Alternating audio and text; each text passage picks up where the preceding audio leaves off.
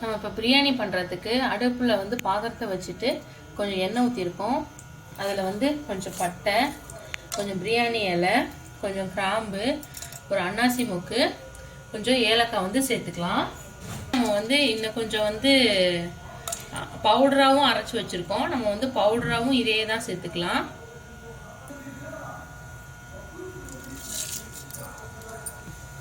கொஞ்சமாக சோம்பும் சேர்த்துருக்கோம். இப்போ வந்து இது நல்லா பொரிஞ்ச உடனே இதில் நம்ம வந்து வெங்காயத்தை சேர்த்து நல்லா ப்ரௌன் ஆகிற மாதிரி நல்லா பொறுமையாக வந்து வதக்க போகிறோம். தேவையான அளவுக்கு வெங்காயத்தை கட் பண்ணி வச்சுருக்கோம். இந்த வெங்காயத்தை இதில் கொட்டி நல்லா வணக்கலாம்.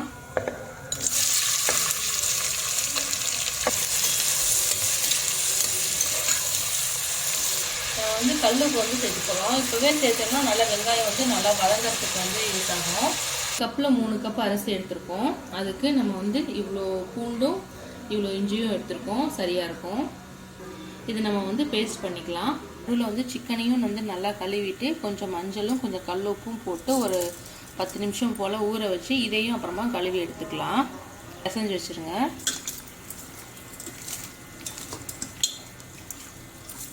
ஏன்னா இதில் ஏதாவது பாக்டீரியா இருந்தால் செத்து போயிடும். அதனால தான் வந்து மஞ்சளும் கல்லுப்பும் வந்து போட்டு வைக்கிறோம்.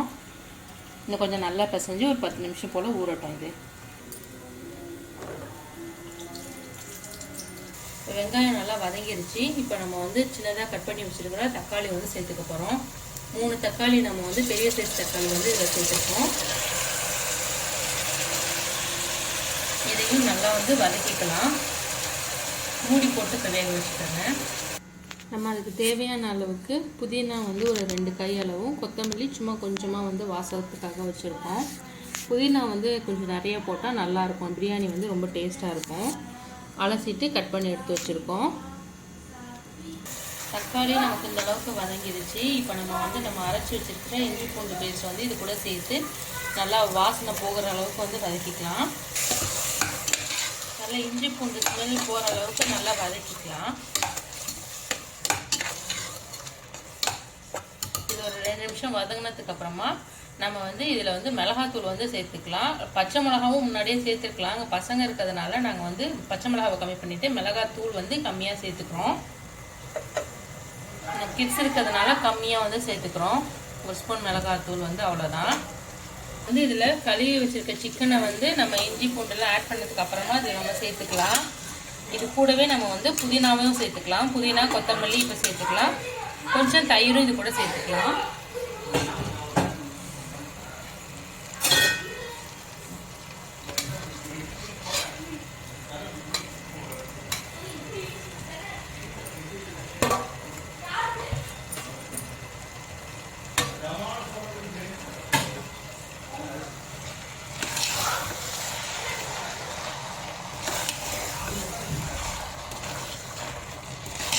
நிறையா இருக்கே அப்படின்ட்டு நினைக்காதீங்க. இது வதங்கினா நல்லா சின்னதாகிடும். இப்போ நம்ம இதில் பிரியாணி மசாலா, தயிர் எல்லாம் ஆட் பண்ண போகிறோம். இந்த வீட்லேயே அரைச்சி வந்து பிரியாணி மசாலா கொஞ்சமாக தயிர் தேவையான அளவுக்கு, அவ்வளோதான். இதை கிண்டி சிக்கன் வேகிற அளவுக்கு மூடி போட்டு வேக வச்சுக்கலாம்.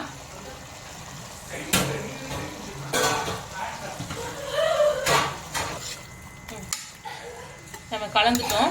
இதை வந்து மூடி போட்டு ஒரு 5 நிமிஷம் சிக்கன் வந்து வேகிறதுக்காக நம்ம வேக வச்சுக்கலாம். ஊற வச்சுருக்கோம். இப்போ இதில் உள்ள தண்ணியும் நம்ம வந்து சேர்த்துக்கலாம். இந்த கப்பில் 3 கப்பு போட்டோம். வந்து 6 கப்பு தண்ணி வந்து சேர்த்துக்கலாம். சேர்த்தாரோலாம் செக் பண்ணிக்கோங்க.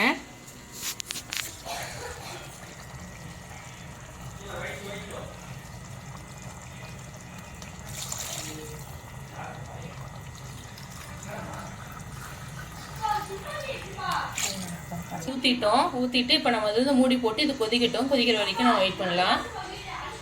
தண்ணி நல்லா கொதிச்சிருச்சு. இப்போ நம்ம வந்து இதில் வந்து நம்ம அரிசி வந்து சேர்த்துக்கலாம்.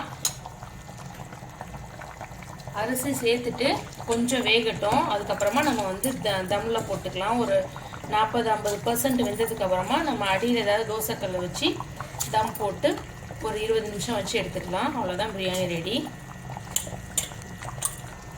இந்த ஸ்டேஜில் உப்பு காரம் எல்லாம் செக் பண்ணிக்கோங்க.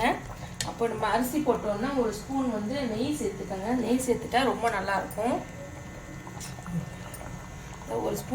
ஒரு ஸ்பூன் வந்து நெய் சேர்த்துக்கிறோம்.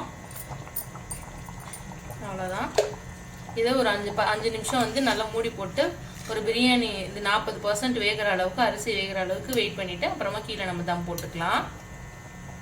பிரியாணி இந்த மாதிரி வெந்ததுக்கு அப்புறமா நம்ம வந்து கீழே வந்து நம்ம வெயிட்டான ஒரு பேனை வச்சுட்டு இதை வந்து க்ளோஸ் பண்ணிவிட்டு நம்ம தம்மில் வைக்க போகிறோம். அப்போ வந்து கொஞ்சம் சிம்மில் வச்சுக்கோங்க. கொஞ்சம் கம்மியாக தீ எரிஞ்சால் போதும். 20 நிமிஷம். அதுக்கப்புறம் பிரியாணி ரெடி.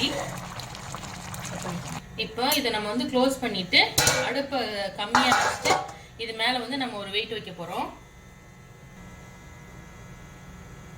தம்முக்கு அப்புறமா பிரியாணி வந்து ரெடி. இதை நம்ம சூடாக வந்து சர்வ் பண்ணி சாப்பிட்டுக்கலாம்.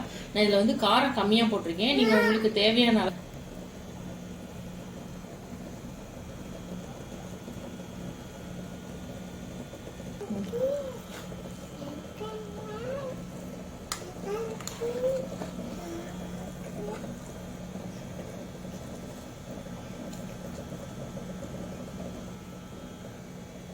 இந்த மாதிரி ரைஸ் எல்லாம் உடையாம இருக்கணும்.